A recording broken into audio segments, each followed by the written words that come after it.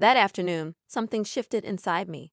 The sky had already begun its quiet descent into dusk, casting long golden shadows across the school courtyard.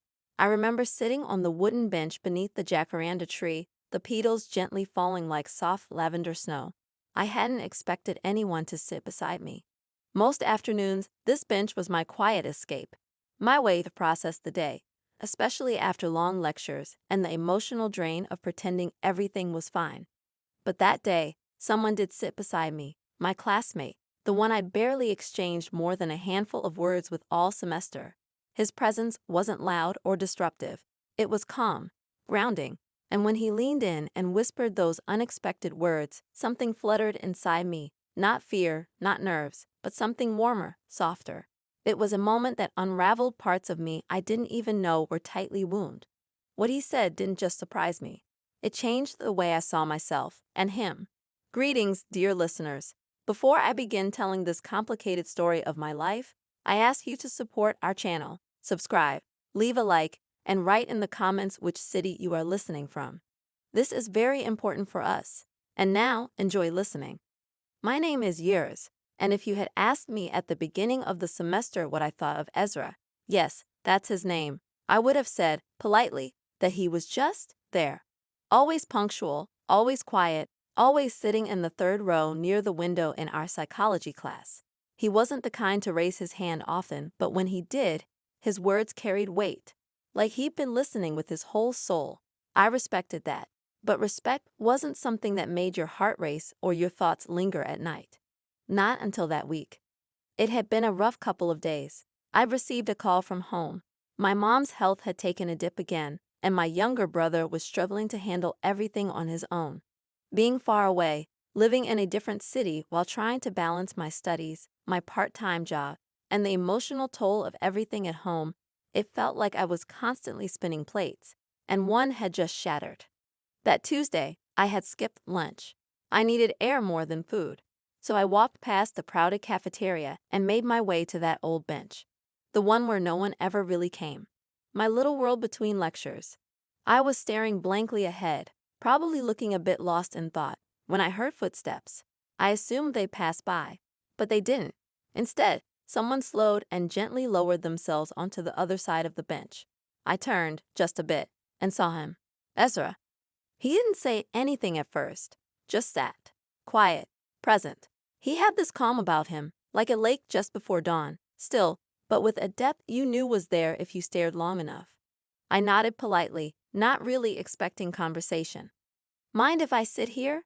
He asked after a few seconds. His voice was soft but deliberate. Not at all, I replied. And then silence again, but it wasn't awkward.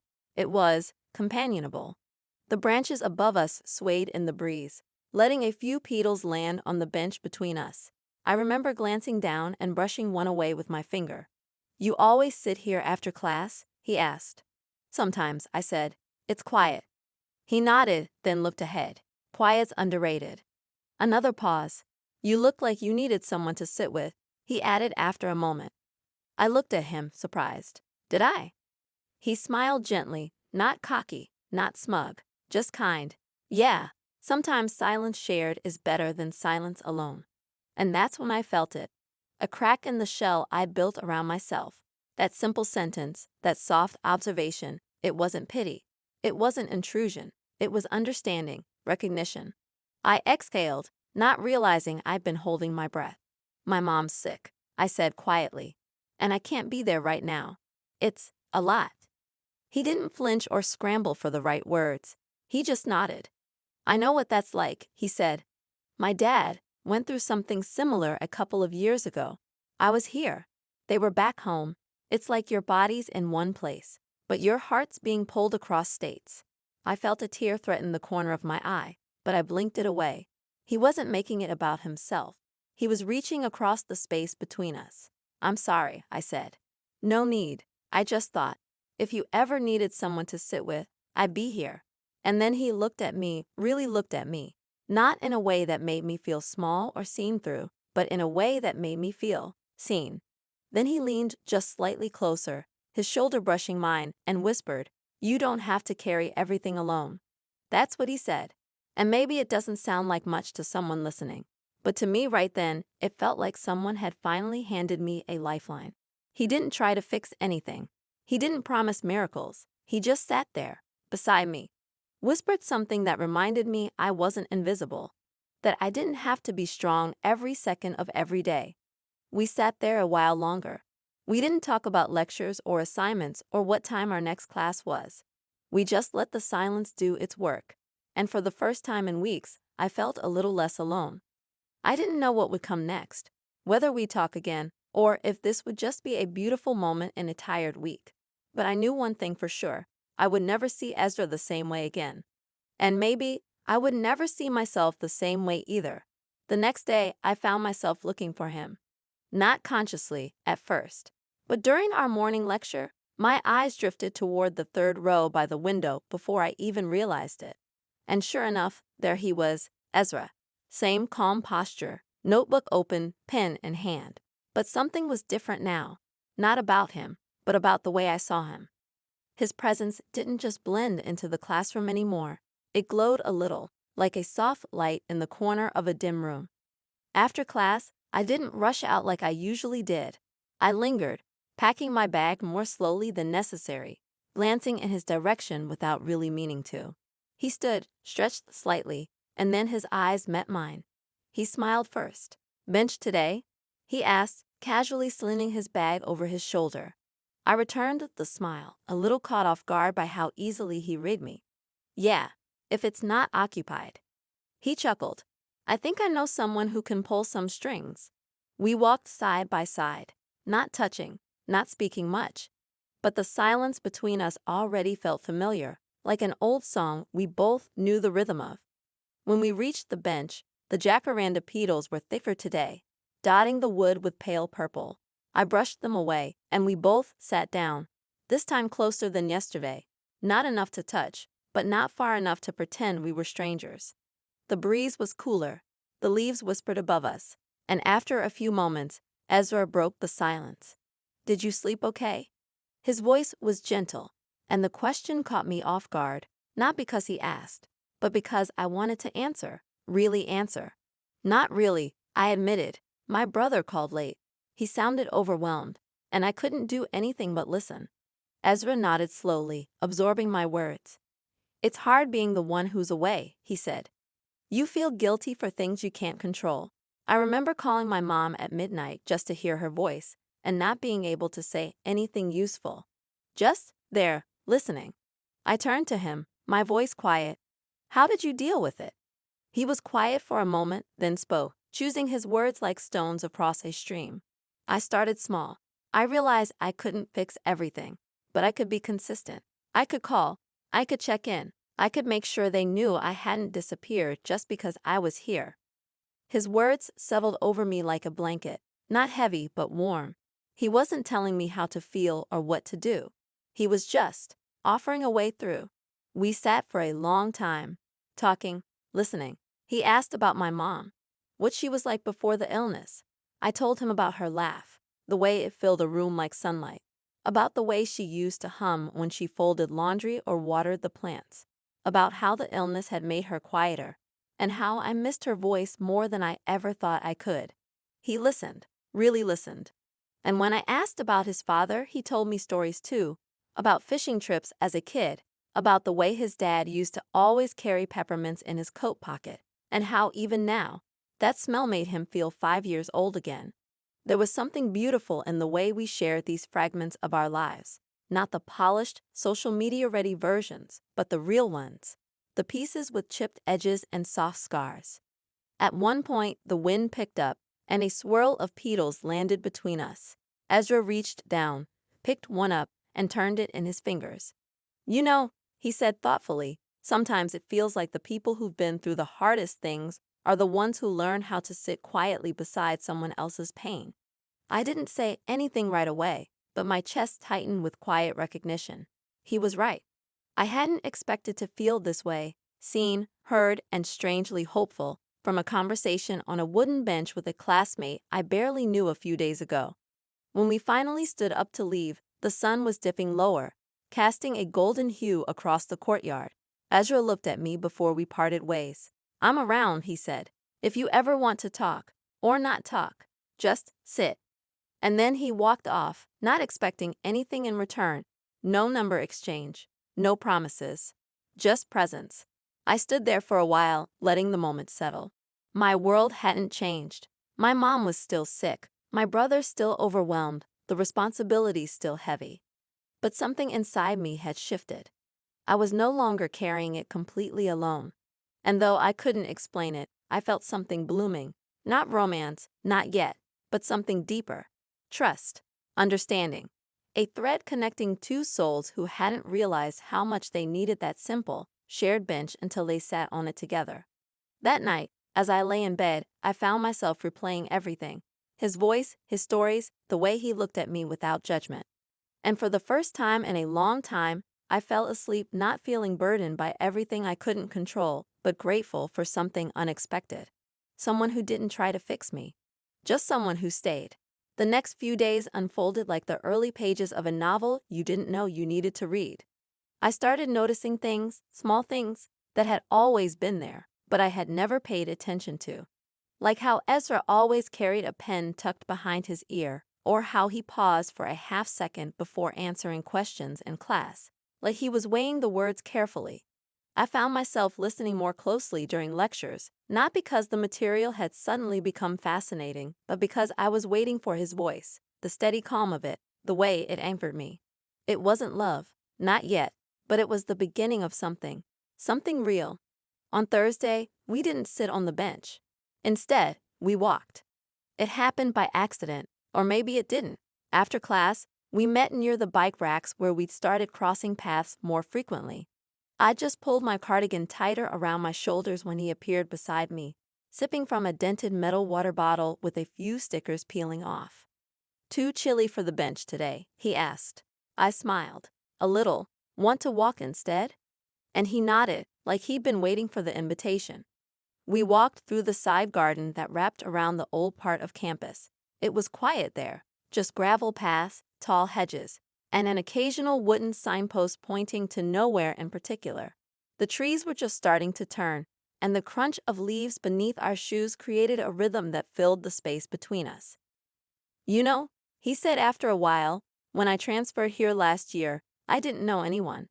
Not one soul." "Really?" I turned to him. "You don't seem like someone who'd be fazed by that." He shrugged. I got good at pretending. That answer hung in the air for a moment, and then he added, "It's easier to seem okay than to explain why you're not." I nodded slowly. "I've done that a lot lately." We stopped near a small fountain, the kind that always sounded like it was whispering secrets. Ezra leaned against the stone edge, and I sat on the low wall beside him. "My first week here," he said, "I'd eat lunch in the library. Not even reading anything. Just sitting. I think I was afraid to try. Afraid I'd reach out and no one would reach back." His words echoed something I hadn't said out loud yet. Something that had lived quietly in the corners of my own heart. "I get that," I said. "It's strange, isn't it? You can be surrounded by people and still feel like you're on your own island." He looked at me then, and not in the casual way he had before. This time, it felt like he was looking into me, like he was searching for a thread between us and had just found it. "I don't feel that way when I'm around you," he said softly. My breath caught, but I didn't speak. I couldn't. I just looked at him, feeling something stir, not loud, not urgent, but deep. He continued, voice barely above a whisper. "When you talk, I don't feel like I have to filter everything I say. You don't rush to fix things. You listen, and that's rare." I didn't know what to say, so I reached for honesty. "I think I've been so focused on holding everything together for everyone else, I forgot what it feels like to have someone see me." He nodded once, then reached down to pick up a fallen leaf. He turned it over in his hands as if it were something precious. "Then maybe," he said, "we're both learning how to be seen again."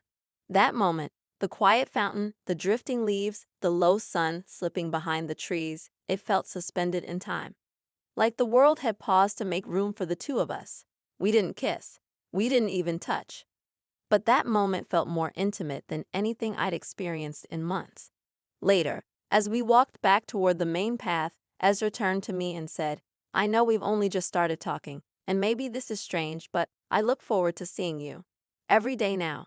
I smiled, cheeks warming. "Me too," I said.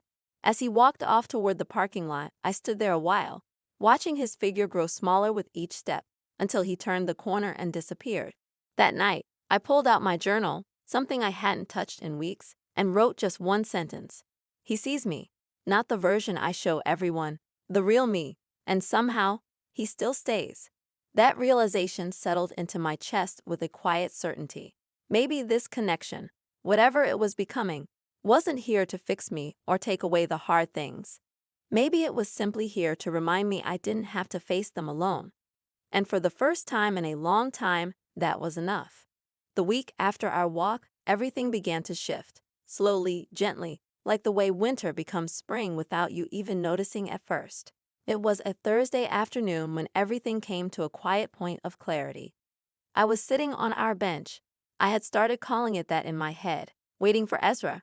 We hadn't planned to meet there that day, but something in me hoped he'd come. The sun was beginning to lower, casting a soft golden hue over the courtyard, and the jacaranda petals were beginning to fall again, even though it wasn't quite the season. I had my phone in my lap, but I wasn't looking at it. I was lost in thought. About my mom, she had a better day. My brother had sent a photo of her smiling, wrapped in her favorite quilt. It had made me cry, not from sadness, but from the reminder that even in difficulty, there were still pieces of joy to hold onto. I heard his footsteps before I saw him. Ezra sat down beside me without saying a word, just like he had the first time. We sat there for a few minutes in comfortable silence, watching the breeze scatter petals across the grass. Then he reached into his bag and handed me something, a small notebook. The cover was plain, just a soft navy blue with frayed edges. I looked at him, curious. "I didn't know how to say everything," he said, "so I wrote it instead." I opened it carefully, turning the first page. Inside, his handwriting filled the lines. Not poems, not essays, just thoughts, fragments of his days, things he'd noticed, memories, and moments, small ones, that involved me. There was a page that simply said, "You smiled at me in class today." It stayed with me the whole afternoon.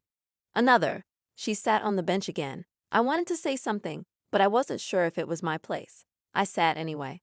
And then one near the middle that read, "The way she talks about her mom. It makes me believe in the kind of love that outlasts pain. I think she doesn't know how strong she really is."